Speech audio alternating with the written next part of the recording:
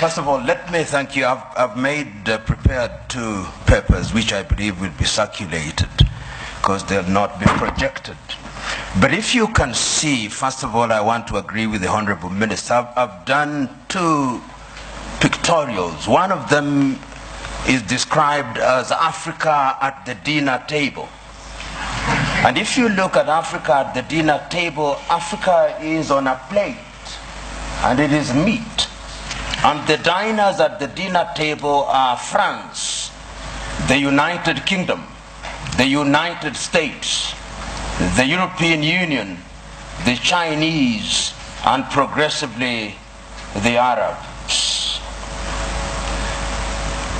And my second picture is the African hotspots. It's not visible from there. But if you look at Africa today and you make a clean sweep with your mind, there are different conflicts of different intensity in Somalia, in northern Mauritania, in northern Mali, in Central African Republic, Democratic Republic of Congo, Guinea-Bissau, in the Cameroons, in South Sudan, and one can go on and on. And there is a sense in which Africa has always been alive to the question of interference. I will refer this audience, particularly those who are starting, to take time and read the 32 odd speeches that were made in the month of May 1963 by the then heads of states and government of independent African states, the 32 of them.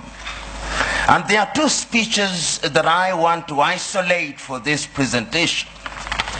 One was by David Dacko of Central African Republic. And in thanking Emperor Haile Selassie and Kwame Nkrumah on that day, he said that we must never forget that the colonial power has not left us. We must recognize that he did not go willingly. And if we don't check them, they'll come back again. And what would little Central African Republic do against them? Today, he is right. Today, if we remember the activities of France and how they have propped up the regime of Jean Bedel Bokassa, he was right. Today, as the Honorable Minister has indicated, Africa remains the only continent in the world that is referred to in these terms, Anglophone, to mean that we are a sphere of our erstwhile colonizers. About 2 weeks ago, there was a meeting of the Commonwealth in London, England. And a friend of mine who is an Anglophile sent me the photographs very gleefully, saying this is a meeting of 53 equal states. I told him, no. If it was so, why is it that the leadership of the Commonwealth is hereditary rather than rotational? In other words, in the minds of the British, her former colonies are still under her tutelage. And I want to submit to us that in the minds of what I'll call the conceptual West, they think they have a divine duty to instruct Africans what to do. True. And in the minds of many African leaders, they think that they have a divine duty to accept what they are told. That, in my view, is what the Honorable Minister was talking about, the mindset. And this is something that has been examined. We have seen France and its very pernicious presence in Africa. We know what they did in Burkina Faso against Thomas Sankara. We know what they did in Mali or the Sudan against Modibo Keita or against Sekou Touré in Guinea. Pernicious to the core.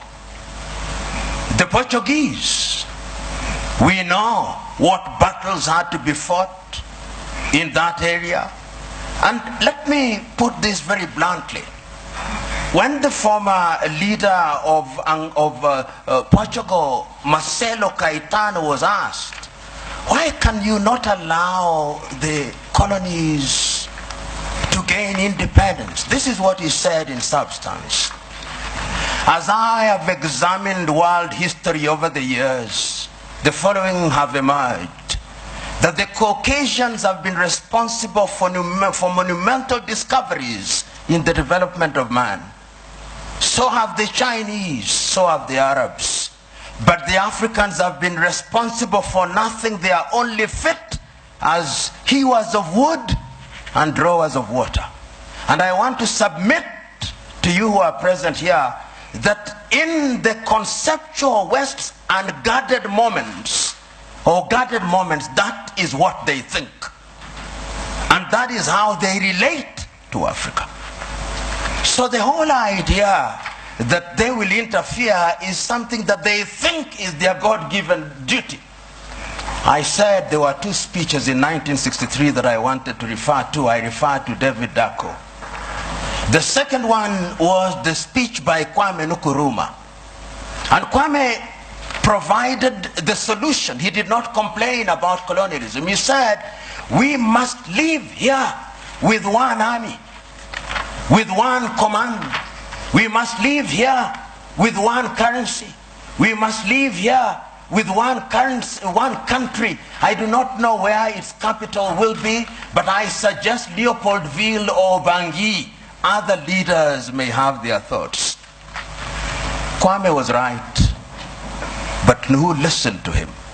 Several years down the line, and I've said it in my paper, there were coup d'etats which were engineered, there were mutinies which were engineered, and other forms of destabilization.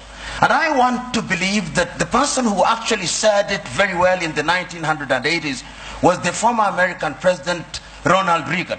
He said, the United States of America does what is in her best interest. And I agree with him.